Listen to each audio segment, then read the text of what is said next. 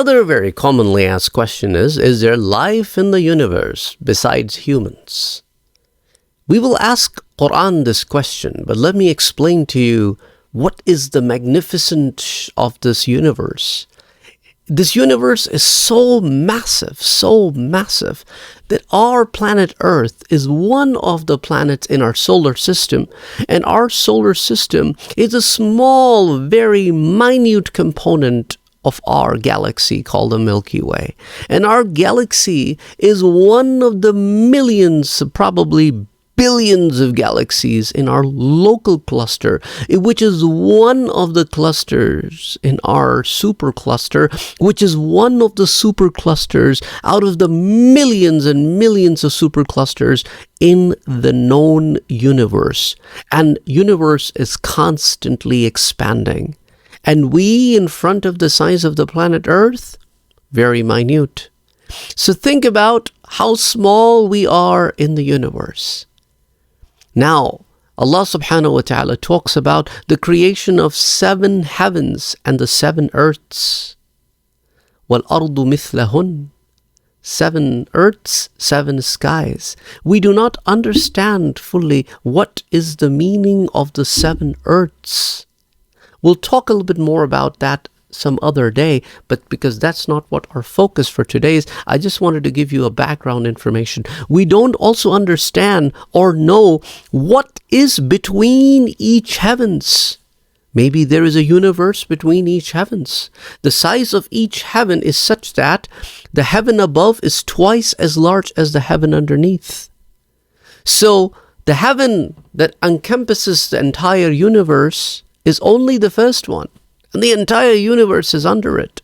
And the size of the heavens and in the earth in front of the throne, Al-Arsh, is nothing. The whole universe, the whole heavens in front of the kursi, وَسِعَ كُرْسِيُّهُ السَّمَاوَاتِ وَالْأَرْضِ, in front of the kursi is such that in a very large field, this is a small bangle that is lying somewhere on the ground. What will be the size of that in front of the entire field? Nothing. And the kursi in front of the arsh is exactly the same way. So think about it. Now, let's come to Quran. Once you have understood the magnificence, the mightiness of Allah's creation, now let's open Surah Ash-Shura. And I want you to look at ayah number 29 of Surah Ash-Shura. Allah subhanahu wa ta'ala says, وَمِنْ آيَاتِهِ, and it is from the signs of Allah subhanahu wa ta'ala, خَلْقُ السَّمَاوَاتِ وَالْأَرْضِ, the creations of the heavens and the earth. وَمَا بَثَّ فِيهِمَا مِنْ دَابَّةٍ, and in them, in is not only about the earth, and earth is not ard. Just remember that. Ard means any surface of any planet, any star. The word ard is generalized. For this earth, the word is dunya. Allah is not talking about dunya, saying as-samawat, the skies, and ard, any kind of surface. Allah subhanahu wa ta'ala has created beings.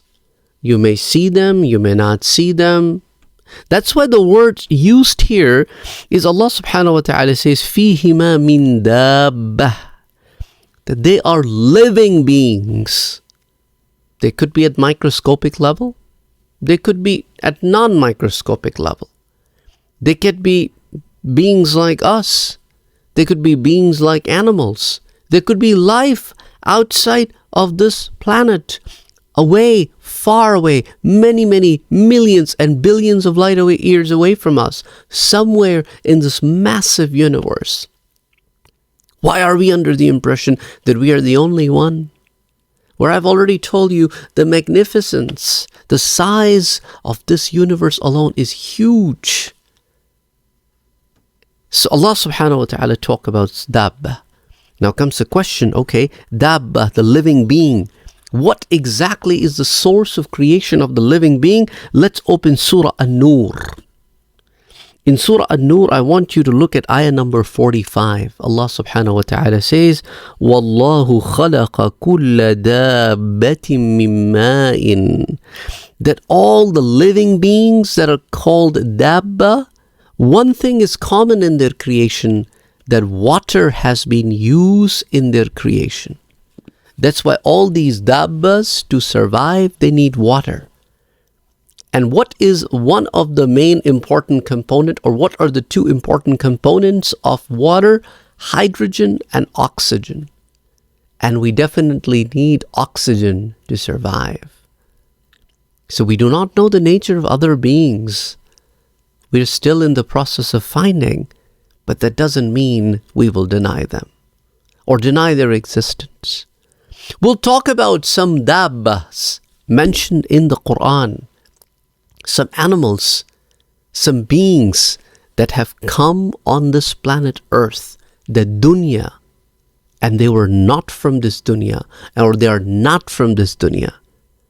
And Quran and Hadith talk about it.